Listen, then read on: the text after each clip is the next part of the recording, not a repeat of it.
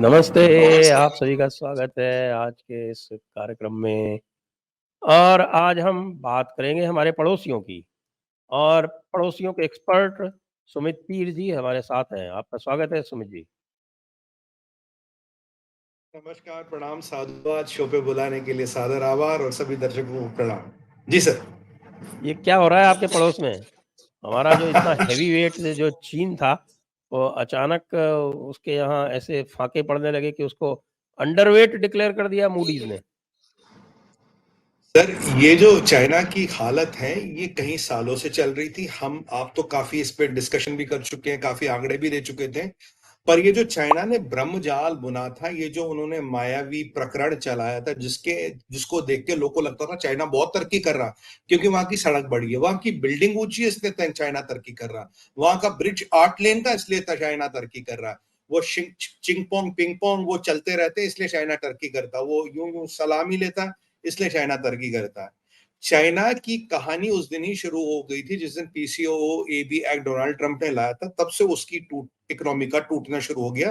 3 साल सर, मात्र 3 साल में अब क्रैक विजिबल है। लास्ट टाइम हमने एक्सपोर्ट्स की बात की थी, पीएमआई की बात की थी, करेंसी की बात की थी, डिप्रिसिएशन की बात की थी, इंटरेस्ट रेट्स के गिरने की बात की थी, जीरो इन्फ्लेशन की बात की थी, शंघाई पोर्ट में जहाज नहीं है, इसकी बात की थी। अब उस प्रकरण को आगे चलाते हैं, पीछे से क्या हुआ आज तक। देखिए, चाइना में सबसे पहली बात जो हुई है सर, इनके करीब करीब, देखिए, जब गवर्नमेंट लेंडिंग कर रहा है, गवर्नमेंट का रेवेन्यू कहां से आता था? जमीन खरीद बेच के, जो रजिस्ट्री टिपिकल होती है। काफी प्रोविंसों का संजय सर 60% रेवेन्यू तक वहां से आता था। जब रियल एस्टेट बैठ गया, खरीदना बेचना बंद, तो गवर्नमेंट की दुकान बंद।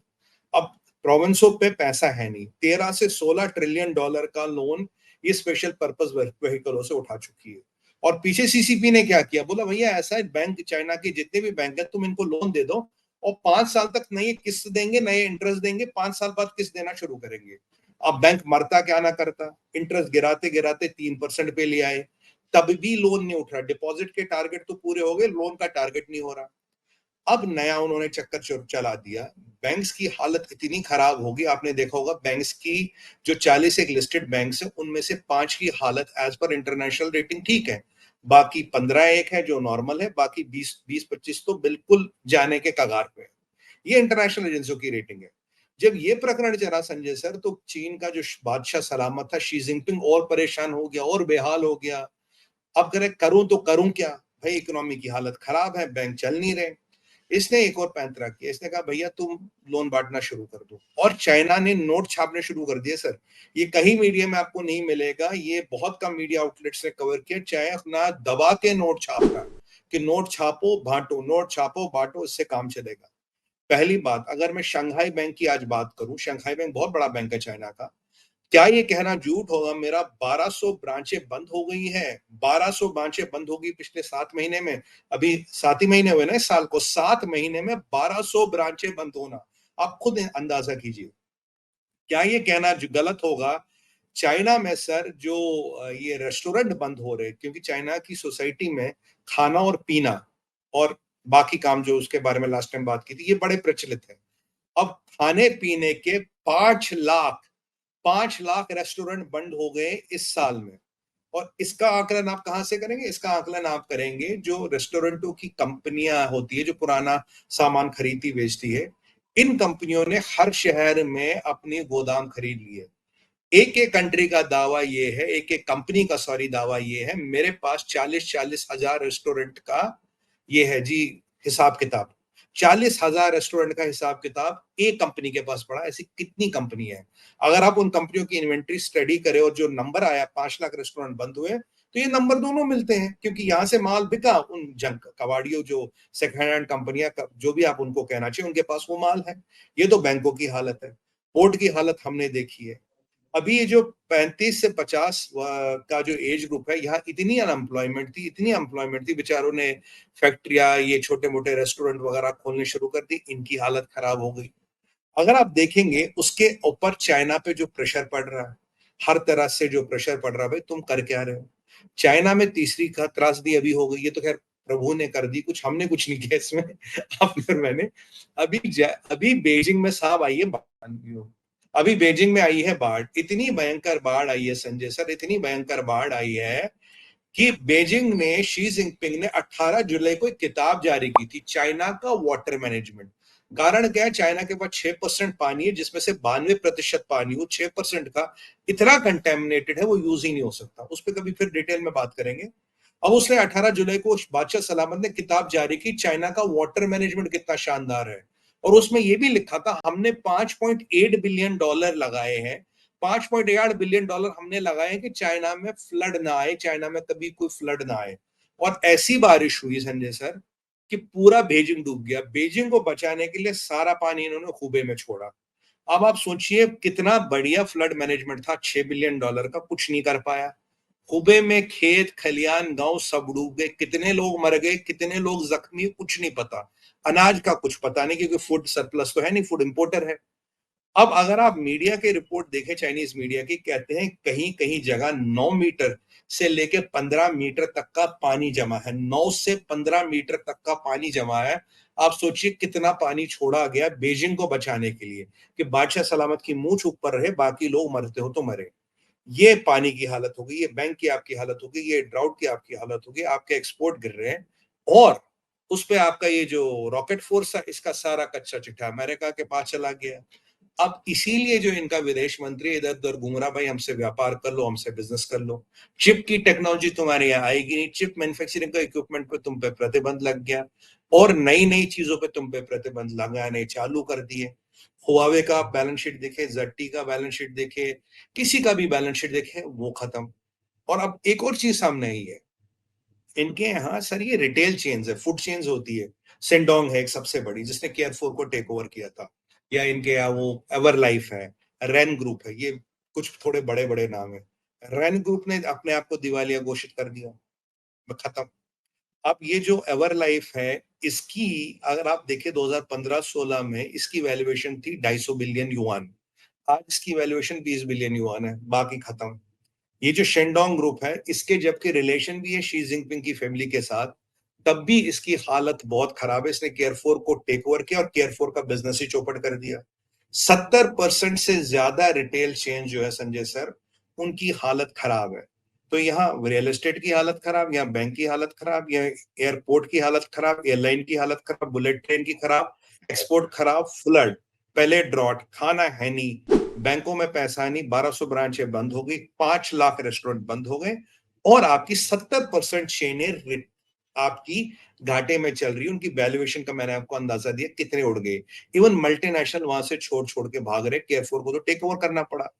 अब सीसीपी ने क्या कर दिया, बादशाह सलामत ने बोला स्टेट गवर्नमेंटों को तुम इनमें पैसा लगाओ। अब स्टेट गवर्नमेंट पैसा कहां से लाएगा, प्रोविंस की गवर्नमेंट, वो फिर बैंक से ले रही है।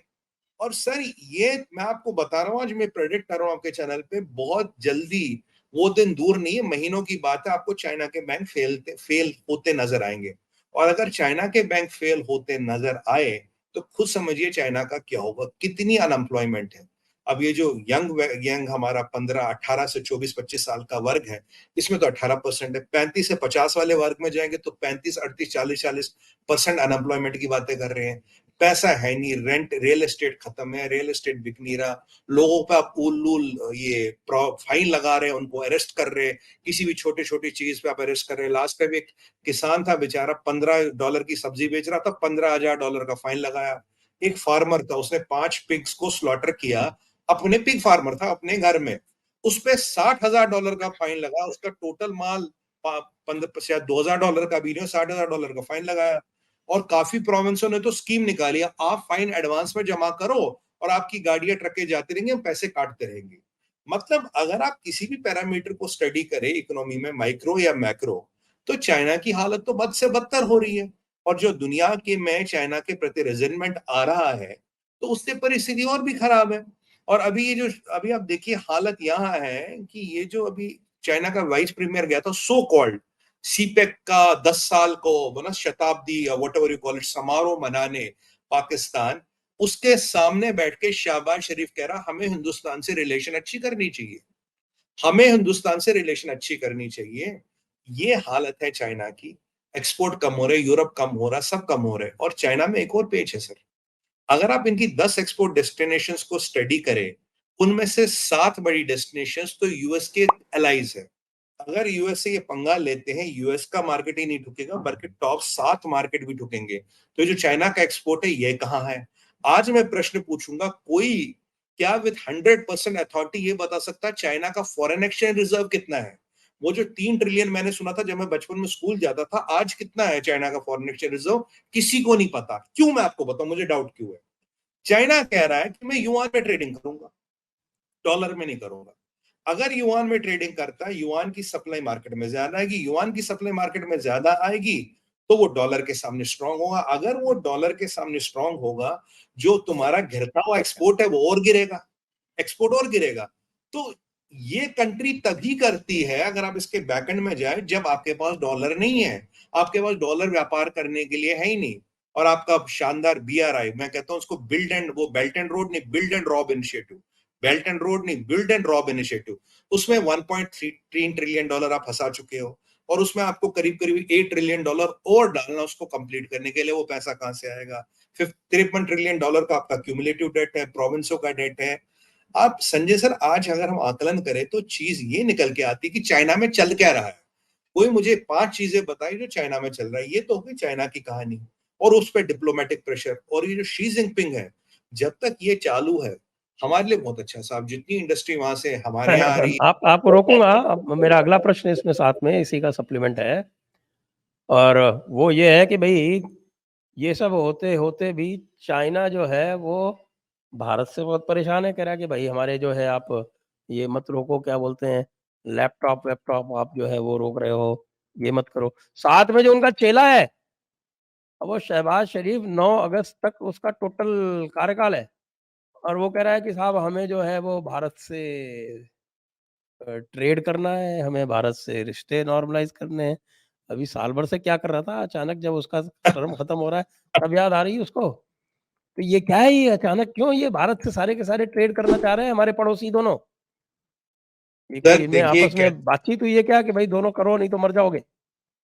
सर वो कहते हैं ना, everybody salutes the rising sun. जब आपकी इकोनॉमी का आउटलुक 7-8% के आसपास है, जब आपका व्यापार बढ़ रहा है, जब आप पहले अंडर वेट थे, फिर नॉर्मल वेट थे, अब हेवी वेट आपको घोषित कर गया और चाइना को अंडर वेट घोषित कर दिया गया। ये जो मैंने आपको चाइना के बैंकों की परिस्थिति बनाई, ये बहुत डरावनी परिस्थिति है सर। अगर बैंक फेल हो जाते हैं, देखिए शंघाई बैंक के 1200 ब्रांच बंद हो गए हैं। और मैं बैंक ऑफ चाइना की बात करूं, बैंक ऑफ चाइना में 60% तक का सैलरी कट है। और बड़े लेवलों पे सुनने में आया 80-90% तक का सैलरी कट अनाउंस हो चुका है। 60% तो मैं कह रहा हूं जो अनाउंस हो चुका है। तो अगर ये चाइना के बैंक लुढ़क गए सर, ये कहां से लड़ेंगे, किससे लड़ेंगे? खाने को पैसा नहीं होगा, एटीएम से पैसा नहीं मिलेगा, सारी इकोनॉमी रुक जाएगी। मतलब 1200 ब्रांचें बैंक बंद होना बैंक की कोई छोटी बात नहीं है 7 महीने में। ये तो एक बैंक का डाटा, बाकियों की कहां कहानी है? 60% सैलरी कट, 90% तक सैलरी कट, ये तो इनकी ये कहानी। अब इसका हमें ये जो अब ये आकलन मिल रहा है, इन्हें पता है यार भारत के साथ ट्रेड करना है, क्योंकि भारत का विरोध करते करते सारी इंडस्ट्री भारत जा रही, एक एक कारखाना भारत जा रहा। अब आप एप्पल की बात देखें संजय सर, हर 4 में से 2025 तक हर 4 में से एक एप्पल फोन यहां बनेगा। आईपैड की मैन्युफैक्चरिंग वो यहां लाने की सोच रहे हैं, मैक की मैन्युफैक्चरिंग यहां लाने की सोच रहे हैं। जो फॉक्सकॉन में इन्होंने कोविड में पंगा किया था, तमाशा किया था, उसका ट्रेलर तो हमने देखा था, उसकी पिक्चर तो अब खत्म हो रही है ना, एप्पल यहां आ रहा है। तो ये जो इनको दिख रहा है कि चीजें निकल रही है। और फॉरेन एक्सचेंज रिजर्व इनका कितना मुझे नहीं पता, बचा है नहीं बचा है, कितना बचा है, कहीं ये हमसे भी कम तो नहीं आ गया, मुझे नहीं पता, कुछ भी हो सकता है चाइना में। और ये जो पाकिस्तान था, देखिए जो, अब ये तो रखेल है ना चाइना की, अब जो रखने वाला कहेगा वो रखेल करेगी, तो उसके पास ऑप्शन क्या है? यहाँ शहबाज शरीफ की दुकान 9 तारीख को बंद हो रही है। अब उसके रखेल के पास ऑप्शन होते अब नहीं ना सर। आपने इमरान खान को अरेस्ट और कर लिया। हाँ, इसके बारे में बात करेंगे सर। और एक और इंटरेस्टिंग आंकड़ा दूंगा आज आपको सर, यहाँ पे देखिए, अब जो चाइना ने बोल दिया भाई मेरे पास पैसे वैसे है नहीं, मैं अपने, मेरा पाला नहीं पड़ रहा, मैं तुझ पे क्या खर्च करूं। सीपक विपक में वो गए थे, बाप बोल। यहाँ मेरी मतलब जो सुई है ना दिमाग की, यहाँ घूमी यार, ये चाइना का वाइस प्रीमियर बैठा है, ये शहबाज शरीफ बैठ रहा, मना रहे हो सीपक, मना रहे हो तुम सीपक, और कह रहे भारत से रिश्ते सुधारो। मतलब क्या चल रहा है ये भाई? क्या मतलब तुम्हारी खिचड़ी क्या पक रही है? और तुम्हारी हीना रबानी खार करिए, India is the darling of west. और पाकिस्तान के कुछ जर्नलिस्ट कह रहे हैं India is the darling of the world. तो ये जो सारे इंडिया की तारीफें कर रहे हैं, सारी इंडिया के पीछे लग गए हैं, क्या तुम्हें इंडिया से डर लग रहा है? बिल्कुल लग रहा है। क्या तुम इंडिया से घबराए हो? बिल्कुल घबराए हो। इंडिया की इकोनॉमिक पावर से, इंडिया की मिलिट्री पावर से, इंडिया की डिप्लोमेटिक पावर से, इंडिया के स्ट्रेटेजिक अलायंसों से तुम घबराए हो।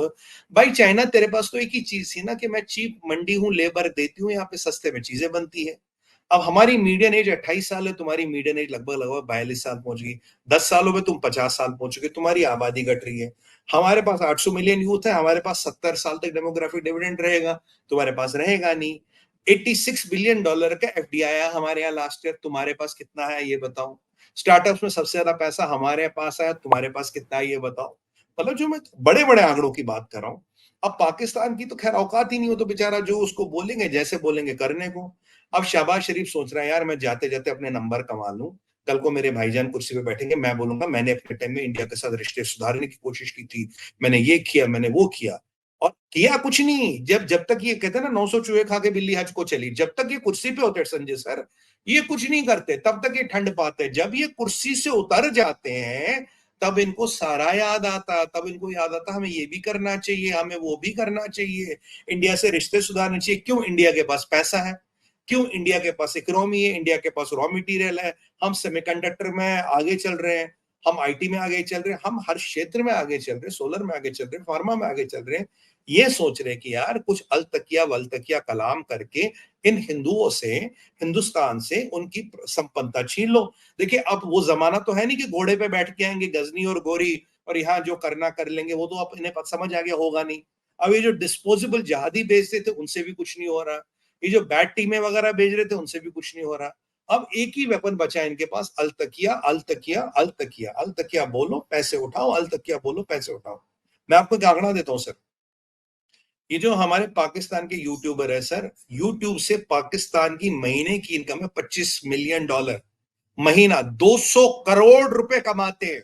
और 200 करोड़ देता कौन है? हमारे यहाँ के 98% सब्सक्राइबर, हमारे यहाँ का 98% व्यू। अब देखिए अलतकिया करने का अगर 200 करोड़ आ रहा हो, साल का 2,500 करोड़ आ रहा, तो मिलिट्री भी चुप है, आईएसआई भी चुप है, गवर्नमेंट भी चुप है, सब चुप है। बोलो करो करो करो, पैसा लाओ, डॉलर लाओ, डॉलर लाओ। डॉलर में ये आया देखिए है, ये डॉलर में आया डॉलर लाओ। मतलब जो अपनी बेटियां लिटरली बेच रहे डॉलर के लिए, अगर अलतकिया बोल के लिपस्टिक नेल पॉलिश लगा के डॉलर आ रहे हैं, क्या दिक्कत है? मोदी जी बड़ा अच्छा काम कर रहे हैं, ये अच्छा काम कर रहे हैं। इंडिया यहाँ पहुंच गया, इंडिया से दोस्ती कर लो। और वो कुछ पासपोर्ट लेके यहाँ घूमते, कुछ अमेरिकन पासपोर्ट लेके घूमते, कुछ यूरोपियन पासपोर्ट लेके यहाँ घूम रहे हैं। सर है। सब लूटने में लगे, और कुछ हमसे नेपाल पैसे के रास्ते निकालने आ में लगे। जाती हैं, हाँ और कुछ नेपाल के रास्ते आ जाती हैं। हाँ, वो तो बिना पासपोर्ट के आती है, वो तो बिना पासपोर्ट के आती है। यार उसकी तो अथॉरिटियां जांच कर रही, योगी योगी जी ने कहा जांच हो रही है, एजेंसी अपनी काम कर रही है। और जिस दिन योगी जी को कुछ मिल गया, फिर तो आप जानते ही हैं योगी जी का मॉडल तो खैर है ही। अब ये सचिन भैया का घर खड़ा रहेगा नहीं खड़ा रहेगा, ये देखने की बात है कि इस पे कोई बुलडोजर वुलडोजर ना चल जाए। हम तो करते काम ना ना चले, पर कुछ भी हो सकता है, बुलडोजर तो चलने लगे अब। अब ऐसी परिस्थिति में पाकिस्तान की बात करें सर, थोड़ी इकोनॉमी खस्ता हाल, पैसे नहीं है, बेहाल, सब कुछ बेच दिया, पोर्ट यूएई वालों को बेच दिया, एयरपोर्ट किसी को बेच दिया। सऊदी ने कहा मैं ग्वादर में रिफाइनरी लगा रहा हूँ, कुछ नहीं लगा रहा वो। चाइना के पास गिरवी रखने को कुछ नहीं। इमरान खान की बहनों पे आरोप है जी आप लड़कियों की ट्रेडिंग करते हो, एक पे आरोप है कि आप लैंड ग्रैबिंग करते हो। ये तो दो बहनों पे आरोप है। इमरान खान को आज खुद सजा हो गई भाई, तोशा खाना में 3 साल की। पर आप जानते हैं सर वो ऑलरेडी सुप्रीम कोर्ट चला गया, सुप्रीम कोर्ट में उसका मित्र बंदियाल बैठा है, कल सुप्रीम कोर्ट जाएगा, बोलेगा इससे पाँच 6 साल पाँच तक। 5 साल के लिए डिस्क्वालीफाई भी हुआ है वैसे तो नीचे। हाँ बोलेगा इसे पकड़ नहीं सकते तुम 5-6 साल तक। देखिए जेल में चला गया तो वो नहीं मिलेगा ना, अगर ये नहीं मिलेगा वो तो सारा बक देगा। और जेल में इनके तो वैसे ही खतरनाक है सर, ये जो पाकिस्तान अफगानिस्तान की जेलें हैं, आप तो जानते हैं कितने खतरनाक खतरनाक काम होते हैं। और अगर आपको मैं आंकड़ा बताऊं सर, पंजाब प्रोविंस की रिपोर्ट आई थी, जो रेप हो रहा है ना, रेप आजकल, बलात्कार जिसे हम हिंदी में कहते हैं, सर लड़कों का 2 गुना 3 गुना हो रहा है एज कम्पेयर टू फीमेल्स। ये पाकिस्तान मीडिया डॉन की रिपोर्ट है, ये मैं कोई आरोप नहीं लगा रहा, डॉन को कोट कर रहा हूं। लड़कों का रेप 3 गुना हो रहा है बनस्बत लड़कियां। और ये रेप कोई मदरसों तक सीमित नहीं है सर, ये रेप हर जगह हो रहे हैं। तो अब ये जो बच्चेबाजी है, ये सोसाइटी का ये किस किस ये कोने पे पहुंच गई पाकिस्तान है। का नेशनल स्पोर्ट है, नेशनल स्पोर्ट। हाँ हाँ हाँ हाँ, वाह वाह क्रिकेट और संजय सर, हॉकी नहीं है। आपने तो, हाँ बिल्कुल, क्रिकेट विकेट छोड़िए, ये स्पोर्ट है। और वहां भगवान न करे हमारा कोई बंदा वहां की जेल वेल में फंस गया, उसके साथ क्या हाल करेंगे वो तो ईश्वर ही जाने क्या हो गया। तो अफगानिस्तान पाकिस्तान में ही हो रहा है। अब तहरीके तालिबान वालों ने आइए ये अलकायदा से टाई अप कर लिया, और वो इनको ठोकने की बातें कर रहे हैं। आइसिस खुरासान इनको ठोकने की बात कर रहा है। और कल तो बिल्लू रानी का एक मीम भी चला था सर, वो कह रही थी कि हम ना अफगानिस्तान में जाके सर्जिकल स्ट्राइक करेंगे, तो अफगानियों ने बड़ी मेमे बनाई उसकी। और आज ये शहबाज शरीफ कह रहा था दोस्ती करनी, हीना रब्बानी खान आज कह रही है जब तक 370 नहीं हटाओगे हम दोस्ती नहीं करेंगे। अरे बहन जी, हम क्या खड़े हैं तुम्हारे दरवाजे पे दोस्ती करने के लिए? भिखारियों से दोस्ती करके हमें क्या मिलेगा? तुम हमारे कमीज के कॉलर वॉलर चुरा लोगे यार, हाथ मिलाएंगे तो घड़ी उतार लोगे। तो हमें तुमसे दोस्ती करके क्या मिलेगा? तुमसे दोस्ती करने के लिए मर कौन रहा है? वैसे तुम्हारा जादू यहां तो चलता नहीं। और आज मैं अपील करूंगा भाई, ये जो 2500 करोड़ हम इनको देते हैं साल का, इसको रोकना पड़ेगा सर। 2500 करोड़ रुपए ले जाते हैं यहाँ से, ये बोल बोल के आके, इधर उधर की बातें कर करके, मीठी गोलियां दे दे के, इसको रोकना पड़ेगा। 2500 करोड़, ये मैं दर्शकों से अपील करूंगा, इस पर आप ध्यान दें हम क्या कह रहे हैं। इसीलिए अलतकिया ब्रिगेड चल रहा पूरा। चलिए उसको छोड़ते। तो ये इनकी जो टेंडेंसी है वो है जिहाद, तकवा, ईमान, जिहाद फीजिबिल्लाह। यही तो इनका आर्मी का मोटो है जिहाद, ना। अब तो मैं भी सीख गया जिहाद सर। फी सबीलिल्लाह। बिल्लाह, हाँ। अब आप जैसा तो नहीं बोल पाऊंगा, आसपास में बोल लेता हूँ। तो मतलब बोलिए, और बोलिए तक और जिहाद। तक खुदा मैं आपको सिखाता हूँ। बोलिए जिहाद, फिर बोलिए फी। भी जिहाद, फिर बोलिए फी, भी फिर बोलिए सबील। सभी सबील, सबील, ये सबिल्लाह, या सबील, गॉट फिर इट। बोलिए अल्लाह। हाँ जिहाद फी मतलब सबील अल्लाह। ला, यानी कि we believe in Allah and jihad in the name of Allah. तो we jihad in believe the in cause Allah, of Allah. Jihad in the हाँ, cause of Allah. Cause of Allah. मतलब जहां आर्मी का मोटिव ही है जहाद, जहां आर्मी का स्लोगन ही है जहाद, तो वहां और क्या अपेक्षा करते हैं आप? किराए के टट्टू जब मैंने कहता हूँ, हायर्ड गन कहता हूँ, बाड़े के टट्टू कहता हूं, इनमें से कौन लोगों को तकलीफ होती है? आप पाकिस्तान को ऐसा क्यों कहते हैं भाई? और क्या कहूं मैं? तुम में और लश्करी तोयबे में फर्क क्या है? और आप पाकिस्तान की विडंबना देखिए, यहां अफगानिस्तान भारत की तारीफ पर आपने गुंदुम भेजे, थैंक यू। भारत से रिलेशन बनाने, थैंक यू। भारत की इन्वेस्टमेंट यहाँ सेफ है, थैंक यू। यहाँ मिडिल ईस्ट से प्रेशर पड़ रहा है इन पे, यहां से सुनने में आया चाइना भी इन पे प्रेशर डाल रहा है, वेस्ट भी प्रेशर डाल रहा है, यूरोप भी प्रेशर डाल रहा है, साउथ अमेरिका, अफ्रीका, हर तरफ से इन पे प्रेशर आ रहा है। और कह रहे भैया तुम्हारी जरूरत क्या है? तुम ये कर क्या रहे हो? तुम तो सिर्फ बच्चे पैदा करने की मशीन हो। 3.6% तुम्हारी फर्टिलिटी रेट है, तुम्हारा होगा क्या? अगर घास खा के भी जिंदा रहोगे, या तो घास भी नहीं बचने की। इस रेट पे बढ़ लोगे तो घास भी नहीं बचेगी पाकिस्तान में। वो भी तो किसी ना किसी को गिरवी रखी है इन्होंने घास। तो अब देखिए, ऐसे में इनको लग रहा भारत से डर। उनका मेजर जी, फॉरेन एक्सपोर्ट अर्नर जो है वो गधों का एक्सपोर्ट है। हाँ और सर। गधों की संख्या बढ़ाने के लिए घास को खत्म किए दे रहे हैं। तो घास नहीं बचेगी, वाकई आपकी बात सही है। सर कुत्ते भी एक्सपोर्ट करते हैं, गधे गधे ही नहीं, गधे और कुत्ते दोनों। और गधे के बाल बहुत बड़ा मतलब टेक्निकल काम है, गधे के बाल एक्सपोर्ट करते हैं।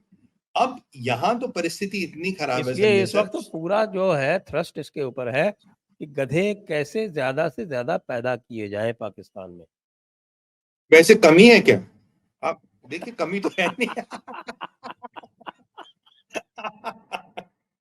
मैं कह रहा हूँ 25 में से 99% तो वही मानिए, एक आध परसेंट इधर उधर निकालिए, जमा खर्च में जो कहते हैं ना मार्जिन ऑफ एरर, बाकी तो वही है सारे। तो और अच्छा, ये बिल्लो पीछे जापान गई थी सर, कह रहा था हमसे मैन पावर ले लो जापान का, जयराम जी की वापस जाके। तो पागल है क्या भैया तू? यहाँ जादियों को हम यहाँ आने का वीजा देंगे क्या? एक दिन आओगे, अगले दिन जहाज शुरू कर दोगे, भैया हमें नहीं चाहिए। फिर ग्रूमिंग गैंग चलाओगे, फिर यहाँ हमारी लड़कियों के साथ उल्टे सीधे काम करोगे। अभी ग्रीस ने भी जितने पाकिस्तानी थे सबके वीजा कैंसिल कर दिए, बोला चलो निकलो यहां से। अब जो इलीगल है उनका तो खैर कुछ नहीं होगा, जो लीगल थे सबके वीजा कैंसिल कर लिए। मैं तो कह रहा हूं पूरे दुनिया को ग्रीस से सीखना चाहिए संजय सर।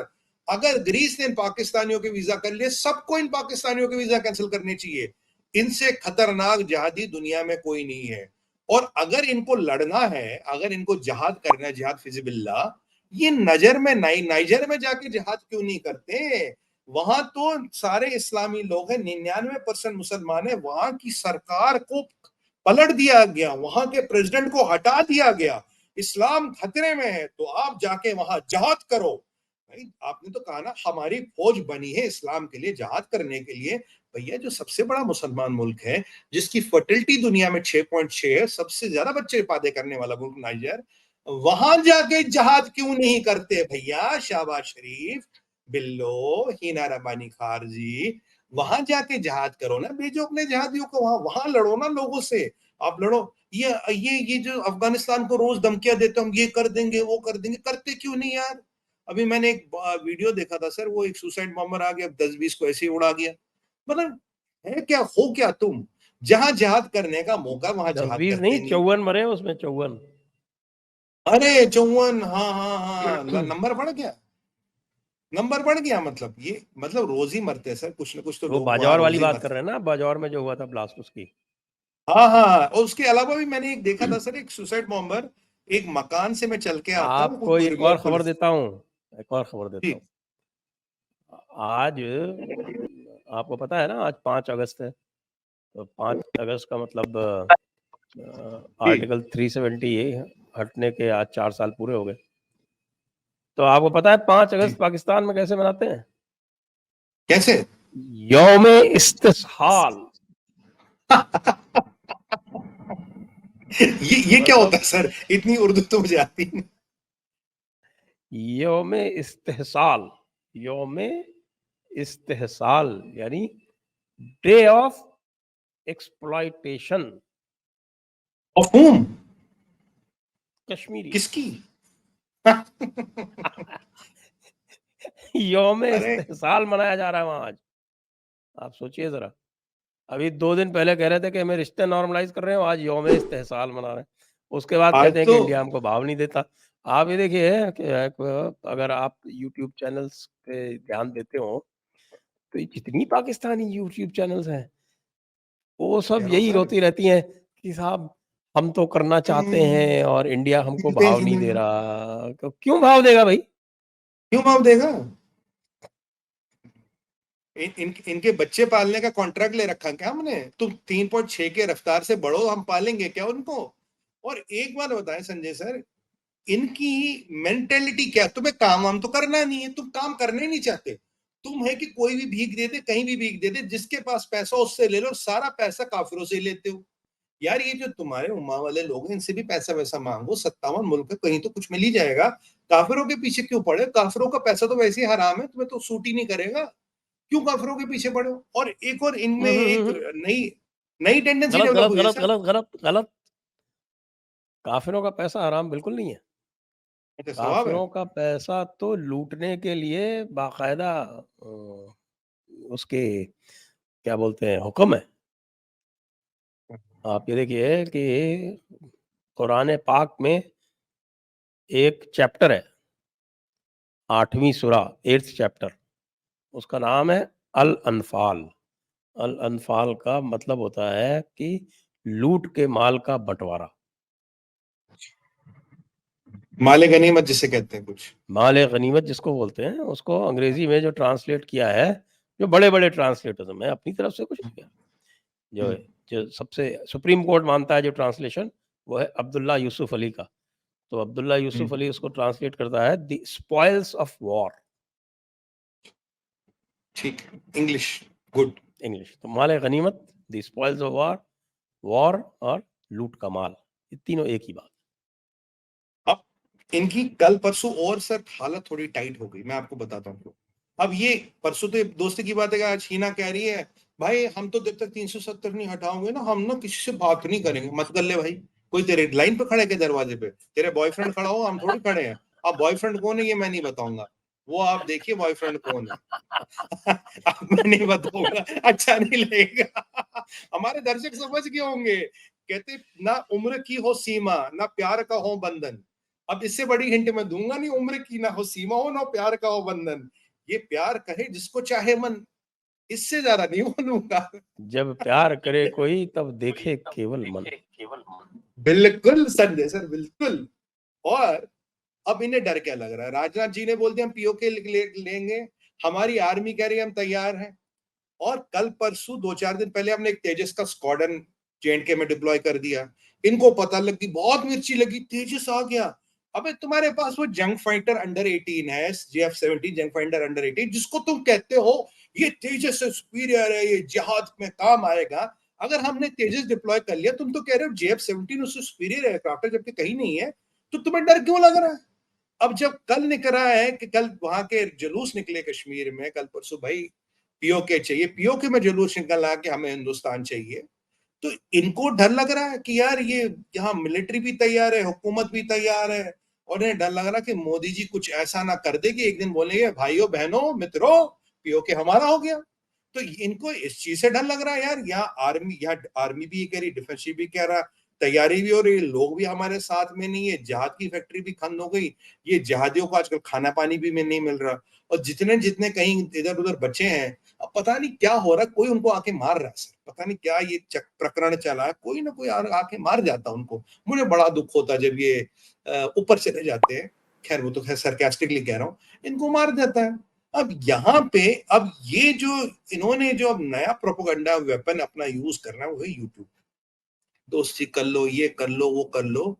अगर इस बात के मतलब 200 करोड़ रुपए महीना कमा रहे हैं सर, 200 करोड़ रुपए हमारा बेवकूफ बना बना के ले जा रहे हैं इंडियन ऑडियंस का, इससे बड़ा प्रमाण क्या दूं मैं?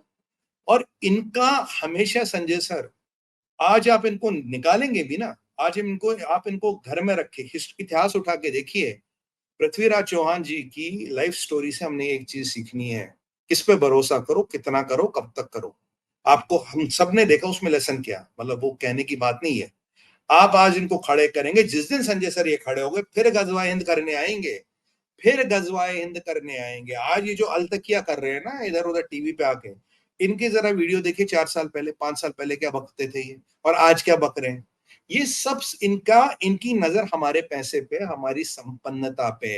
इन्हें पता सनातनियों का दिल बड़ा है, हिंदुस्तान का दिल बड़ा है, और उस कमजोरी का फायदा उठाना है। इन्हें पता है हिंदुस्तान हर एक को शरण देता है, इतिहास गवाह है हमने शरण दी है, उस चीज का ये फायदा उठाना चाहते हैं। हम तो गरीब हैं, हम तो कमजोर है, हम तो ये, अरे मैंने बोला था जहाज की फैक्ट्री खोलने को, मियां मिट्टू को 100 कमांडो क्यों दे रखे? कमांडो हल्के कर दो वैसे हल्का हो जाएगा वो, कमांडो हल्को कर दो वैसे हल्का हो जाएगा। सलाउद्दीन को किस बात के कमांडो दे रखे तुमने? उसको कमांडो हल्के कर दो वो हल्का हो जाएगा। अगर तुम बैगेज काटना चाहो तो इनकी सिक्योरिटी हटा दो, बाकी प्रकृति और प्रकरण खुद ही हल्के हो जाएंगे। वो तो तुम करोगे नहीं, तुम्हारा मिनिस्टर कुछ कहता, तुम कुछ कहते हो, फॉरेन मिनिस्टर कुछ कहता है, डिप्टी फॉरेन मिनिस्टर कुछ कह रहा है, और यहाँ बिल्लो रानी प्रधानमंत्री बनना चाहती है। उसके पिताजी बात कर रहे फौज से, कह रहे भैया हमारी सत्ता तो 10 साल पहले थी, जितना कमाया दमाया था सब निकल गया, अब 5-1 साल का टर्म दे दो, हम फिर कुछ खा कमा लेंगे, आपको भी दे देंगे। अब फौज कह रही यार हम कमाने के लिए हमें तुम्हारी क्या जरूरत, हम तो खुद ही कमा रहे हैं, तुम रहो ना रहो हम तो खुद ही कमा रहे हैं। कहता सर हमें भी एक चांस दे दो ना सर, 5 साल का टाइम दे दो ना, बिल्लो को बना दो, आपका शेयर पहुंच जाएगा। ये तो हालत है सर। IMF, वर्ल्ड बैंक कोई भी नहीं पैसे दे, और इनको बेचारों को आज आजकल एक और नाइटमेयर आ रहा है। IMF से याद आ गया, IMF में जो होता है ना, जी, पापा जी। जी, हुँ, दादाजी और नाना जी। हुँ, पापा जी IMF गीता गोपीनाथ, तकलीफ। हुँ, वर्ल्ड बैंक हमारे बंगा साहब, तकलीफ। हुँ, और FATF वहां भी हिंदुस्तानी। तो यहाँ IMF, वर्ल्ड बैंक और FATF में तीनों हिंदुस्तानी, ये पापा भी, दद्दू भी और नाना भी, तीनों हिंदुस्तानी बैठे हैं, कह रहे यार ये हिंदुस्तान ने, इंडिया ने क्या कर लिया, हर तरफ से हमें घेर दिया, हर तरफ से ये कर लिया, तुम ट्रेड कर लो। अबे एक बात बताओ, तुम्हारे पास बेचने को क्या है? किस चीज की ट्रेड करोगे? क्या हम कंचे लेंगे तुमसे? खजूर नहीं चाहिए हमें, कंचे और खजूर वो तुम्हारे यहाँ मिलते, तुम किस चीज की ट्रेड? खुद तो तुम ईरान से स्मगल करते हो, वो कौन सा बॉर्डर है इनका, मैं नाम भूल गया उनका, कौन सा बॉर्डर है जिसहां से हर हर माल ये स्मगल करते हैं ईरान से। यूके में गाड़ी चोरी होती है, तुम्हारे पाकिस्तान में मिलती है यार।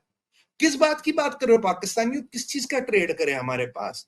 हम हर चीज में तुमसे आगे, किस चीज का ट्रेड करें? गधे और कुत्तों में इंटरेस्टेड नहीं हो, तुम चाइना को बेच रहे हो। अब ऐसी जहादी कौम का डरना जरूरी है। एक बार मोदी जी ने कहा था डर जरूरी है। संजय सर आज आप आपके जयपुर से अगर रात को 12 जहाज उड़ा देना, रात के 12 बजे जयपुर से जोधपुर 12 जहाज भेज दीजिए, पाकिस्तान में ब्लैकआउट हो जाएगा।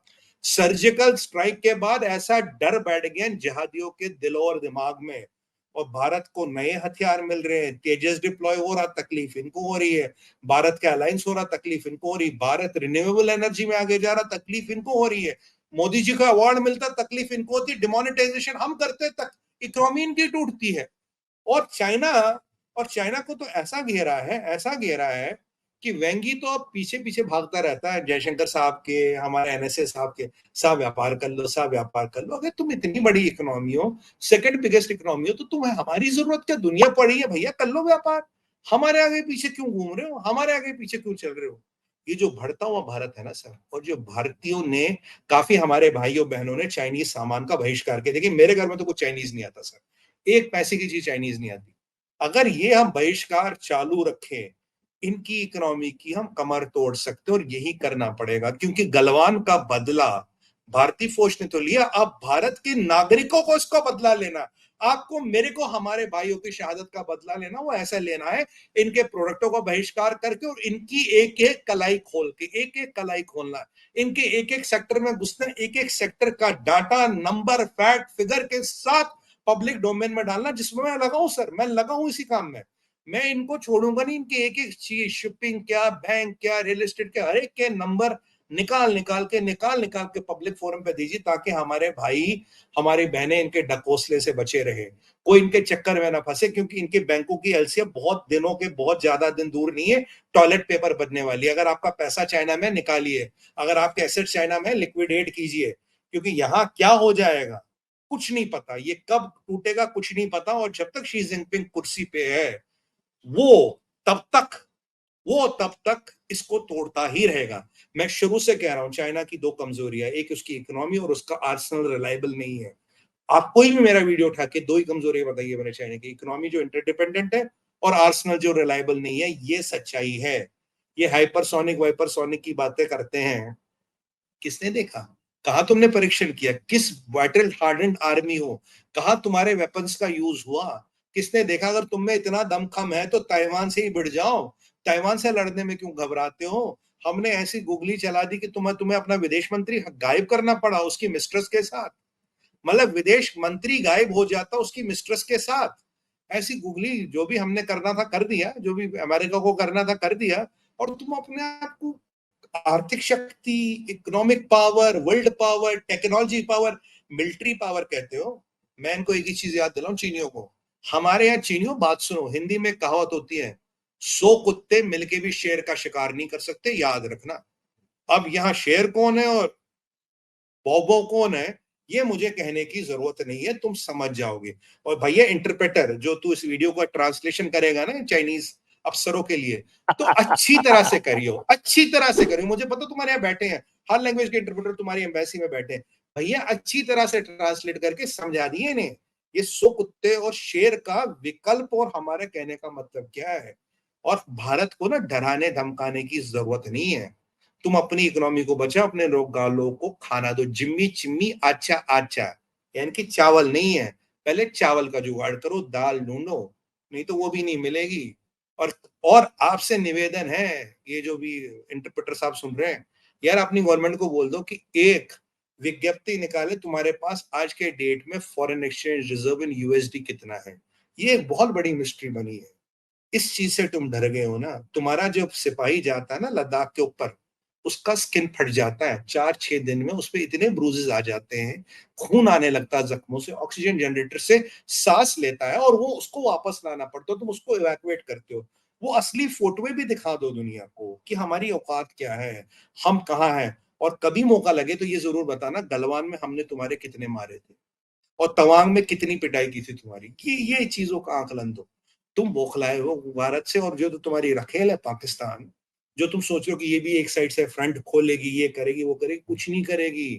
पाकिस्तान ने दुनिया भर का पैसा हजम किया है, अमेरिका का पैसा, यूरोप का पैसा, वर्ल्ड बैंक का पैसा, एशियन डेवलपमेंट बैंक का पैसा, आईएमएफ का पैसा, अफ्रीकन डेवलपमेंट का, किस किस का पैसा इन्होंने हजम नहीं किया। अबे बेअकल चीनियों, एक चीज तो समझो, तुम्हें क्या गारंटी है तुम्हारा पैसा हजम करके नहीं बैठ जाएगा? जिस दिन पैसा मांगोगे, पता क्या होगा, आज प्रेडिक्ट कर रहा हूं, मांग के देख लो इनसे अपना पैसा। इंटरप्रेटर साहब जरा ठीक से समझाना, लास्ट टाइम पैसा मांगा तो तुम्हारे चाइनीज टीचरों को उड़ा दिया, उससे पहले पैसा मांगा तो तुम्हारे 13 इंजीनियरों की जो बस थी उसको किसी ने जहर फिजिबिल्ला कर दिया, वो उतार दी उसमें नाले में, 13 इंजीनियर मर गए। ये पाकिस्तानी बड़े खतरनाक है, जिस दिन पैसे मांगोगे ना ऐसी अप्रिय घटनाएं तुम्हारे लोग के साथ होगी। तो भैया पैसे वैसे तुम भूल जाओ, अपना राह पकड़ लो, यहाँ कुछ ना होने का। और जो अगर तुम हमारे जो सोचते हो तुम भारत में कुछ करोगे, औकात नहीं है तुम्हारी। भारतीय जो व्यापारी थे, उन्होंने पाकिस्तान जो माल भेजते भी थे, उन्होंने भेजना इसलिए बंद किया कि उन्होंने पैसा देना बंद कर दिया। भाई क्यों देंगे तुमको हम? हाँ? और अब इनकी एलसी की जो कोई कुछ भी गारंटी लेना थोड़ी है ना। अब वो लेते हैं दुबई के थ्रू। दुबई से, हाँ लो जो भी दुबई से लो, हमारा हमें बंदा कोई बैठा आपत्ति हुआ नहीं। है दुबई में, वो कमाता है मजे से। और हाँ, जो पहले इनको सीधे ट्रेड में मिल जाता था 1 पैसे में, वो अब मिलता है 4 पैसे में। और बिल्कुल सही। हमारा जो भाई जो भेजता है, वो भी डबल कमा रहा है। बीच में हमारा वो भी कमा रहा है, दुबई वाला भी। और जो पाकिस्तानी उधर से दुबई से मँगा रहा है, वो कह रहा है कि भाई देखो ये अरब का इसके ऊपर मोहर लगा हुआ है, ये डबल हलाल है, इसलिए इसके पैसे ज़्यादा लगेंगे। डबल हलाल। तो वो डबल सर हलाल बेच के पैसे कमा रहा है। इनके यहाँ तो आटा भी हलाल होता है। अभी आटा को हलाल कैसे करते हैं ये मैं समझा नहीं। ये कोई हलाल कोई गेहूं का सीड आता है क्या, या कोई जेनेटिक उसमें जेनेटिक सीक्वेंस उसकी चेंज करते कि वो हलाल बने? ये प्रकरण कैसे होता है ये मुझे आज तक समझ नहीं आया।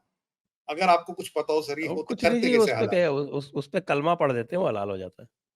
अच्छा अच्छा अच्छा। वो जो फूक और थूक का जादू चलता है, कोई फूक कहता है, कोई थूक नहीं, नहीं, कहता है, कुछ भी वो कहता है, वो पता नहीं वो क्या है। वो उनका जो कलमा है ना, वो पढ़ देते हैं उसके ऊपर, अच्छा, तो ये हलाल हो जाता है। तो तो ये हलाल हो तो इनकी जाता है। कहानी है सर। दोनों दोनों की हालत टाइट है। एक को बर्नॉल भेजना पड़ेगा, एक को बर्नॉल और फेविकॉल भेजना पड़ेगा, कॉम्बिनेशन। मतलब अलग अलग तरह के घाव है, अलग अलग जगह पे है, तो दोनों के काम आएगा। और सर मैं सतर्क अपने भाई बहनों से केवल करूंगा, देखिए पाकिस्तान की तो न्यूसेंस वैल्यू है, इनकी औकात कुछ नहीं है। ये जो चाइना हमें माया जाल में फंसाने की कोशिश कर रहा है हमारे भाई बहनों को, अभी यूएस की एडवाइजरी आई है कल। उन्होंने बोला है कि चाइना में यूएस का citizen can be detained for arbitrarily without any reason और लॉजिक। और उन्होंने आग्रह किया कि हमारे जो सिटीजन हैं कृपया करके चाइना न जाए। ये परिस्थिति बहुत जल्दी भारतीयों के साथ भी हो सकती है। भाई बहनों से यही आग्रह है, अन्यथा बहुत बहुत मजबूरी ना हो, बहुत बहुत मजबूरी ना हो, आप चाइना ना जाए, डीलिंग लिमिटेड कर ले। चाइना के बैंकों का के बारे में आप पढ़ें, हम पे विश्वास ना करें, दुनिया भर में जाके पढ़े, ये देखें कहीं आपकी गाढ़े पसीने की कमाई और मेहनत की कमाई वहां स्वाहा ना हो जाए। ये ऐसी परिस्थिति पूरी पूरी बनने वाली है, पूरी पूरी बनने वाली है सर। ये सतर्क, ये इस चीज से सतर्क रहने की आवश्यकता है। जी, तो जी अब इसी पॉइंट पर अब हम आज का वार्तालाप यहाँ समाप्त करेंगे। हम ये कह सकते हैं कि पड़ोसियों, अब तुम जो है थोड़ा बहुत तमीज़ से रहना सीख जाओ। और वैसे जो हमारा ये पश्चिमी पड़ोसी है, उसमें तो हमें कोई भी इंटरेस्ट नहीं है, बिल्कुल ज़ीरो इंटरेस्ट। ज़ीरो इंटरेस्ट, और तो उसमें बल्कि अभी बाड़ लगा रखी है। मुझे तो लगता है कि 20 फीट ऊँची दीवार बना के परमानेंट उसको बंद कर दो, जिससे खत्म उधर कर वो दो। दिखाई भी नहीं पड़े। मैं इसलिए उसको तो भूल जाइए। और चीनियों, भाई तुम्हारे यहाँ बाढ़ भी आ रही है, तुम्हारे यहाँ सूखा भी पड़ रहा है, दोनों काम साथ-साथ हो रहे हैं। और तुम्हारे यहाँ जो है अब एक्सपोर्ट भी बंद हो रहा है, तुम्हारे जो है वो इकॉनमी भी जा रही है, सब कुछ गड़बड़ हो रहा है। तो तुम भी थोड़ा तमीज़ सीखो, और ये एलआईसी-वेलआईसी पे जो है ना, ये सब छोड़-छाड़ दो। ये आखिरकार इसका होगा क्या? ये जो तुम ज़मीन कब्ज़े किए बैठे हुए हो। बल्कि तो तिब्बत भी दे दो भारत को ही तो ठीक रहेगा। हाँ। और उसके बाद फिर जो है तुम अपनी थोड़ी बहुत इकॉनमी सँभालो, वो जो हान लैंड है ना, उसको वहीं तक सीमित रहो, बाकी छोड़ दो। तुम्हारे बस की बात नहीं है। सर मैं तो जाते जाते बताऊंगा, भैया चीन तेरी बजा दी हमने बीन, और अब भी सुधर जा, नहीं तो तुम्हारा टूटना 2030 तक निश्चित है। ये डायलॉग और ये वीडियो निकलेगा, और ये हम 2023 में बोल रहे हैं, 2030 तक का प्रेडिक्शन, टूटना निश्चित है। अपनी सभ्यता को बचाओ। और भैया मेरी बात सुनो, तुम हो मजदूर, तुम्हारा काम है दुनिया के लिए सस्ता सामान बनाना। चाउमीन खाओ सामान बनाओ, चाउमीन खाओ सामान बनाओ, चाउमीन खाओ सामान बनाओ, आगे विराम, अल्प विराम, चुपचाप काम करो, फैक्ट्रियां चलाओ और खुश रहो। चाउमीन चूहा बिल्ली जो खाना खाओ, हमें कोई आपत्ति नहीं, बट औकात में रहो। भारत के साथ भिड़ोगे तो भैया 1962 नहीं है। गलवान के अब तक तुमने डेथ्स नहीं बताई, तवांग की पिटाई अब तक नहीं बताई। ऐसा ना हो कल को ताइवान तुम पे हमला कर दे। अगर ऐसी परिस्थिति रही, तुम ताइवान पे हमला नहीं करोगे, ताइवान तुम पे हमला करेगा। अब ऐसी परिस्थिति आनी, हर सवारी अपने सामान की खुद जिम्मेदार है, अपनी इज्जत आपके हाथ। जी, तो आइए अब दर्शकों से एक बार अनुरोध कर लेते हैं कि कृपया इस वीडियो को लाइक करें, शेयर करें, चैनल को सब्सक्राइब करें और आप हमारी आर्थिक सहायता भी करें। इसी के साथ आप सभी दर्शकों को बहुत-बहुत धन्यवाद। सुमित तीर जी को भी बहुत-बहुत धन्यवाद। जय हिंद, जय भारत, वंदे मातरम। हृदय सर आपको धन्यवाद, सभी दर्शकों को धन्यवाद। जय हिंद, वंदे मातरम। वो जाते जाते हर हर हर हर महादेव। महादेव।